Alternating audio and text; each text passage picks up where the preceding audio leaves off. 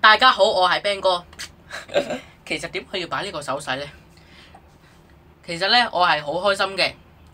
因為我 YouTube 頻道已經突破咗100萬嘅觀看次數啦。雖然好多觀眾都話100萬呢其實係好常見，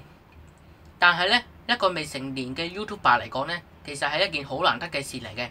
但係呢，雖然我 YouTube 頻道係好多 hater， 即係啲 hater 呢就喺度